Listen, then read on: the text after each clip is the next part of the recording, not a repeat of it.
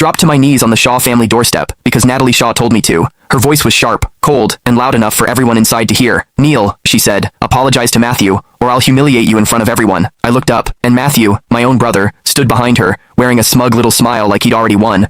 That was the moment my chest went hollow, not because I was shocked, because I'd lived this nightmare before. In my last life, I spent 10 years chasing Natalie. I married her, I handed her everything, and she repaid me with the kind of betrayal that rots you from the inside out, until I died miserable and alone. Then I opened my eyes, and I was back at the exact night everything began, the night I had to choose a fiancé. My father's brother-in-arms slid 2 photos in front of me.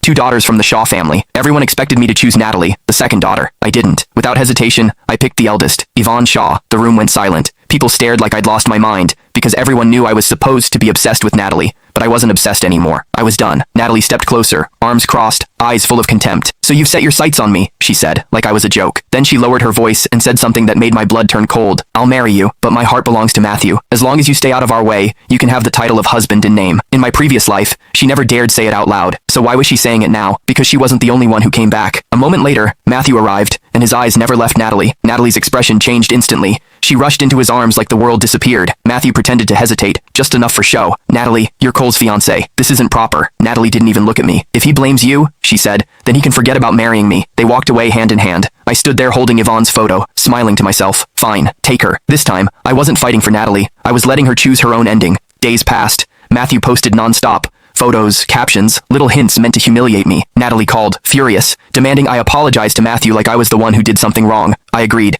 Not because I wanted peace.